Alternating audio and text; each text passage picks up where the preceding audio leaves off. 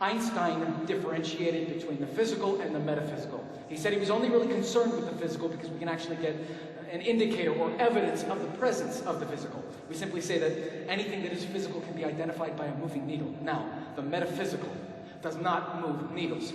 And the experience that you and I are having right now, what we call understanding, is utterly metaphysical.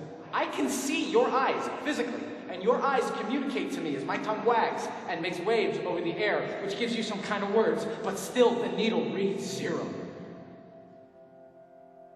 0. The cipher. However evident or fundamental that idea may seem, it did not exist until it did. And it took centuries for that idea to get around. Now, if such an idea, such a true concept that had never before been visualized suddenly emerged, how would the world react if it wasn't the idea of a country or a corporation? I mean, science fiction, right? Science fiction. Humans, the Earth, united against adversaries. Aliens, machines that necessitate that we recognize our fundamental unity. You know why that works? Altruism. Altruism, the way it's evolved, demands competition from an outside group to bond the initial group members together. Unfortunately, that's fucked!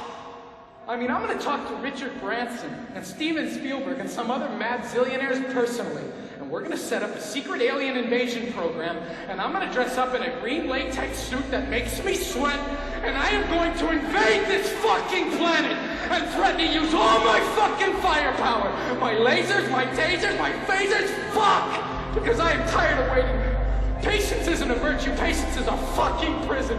Patience is letting a lie happen.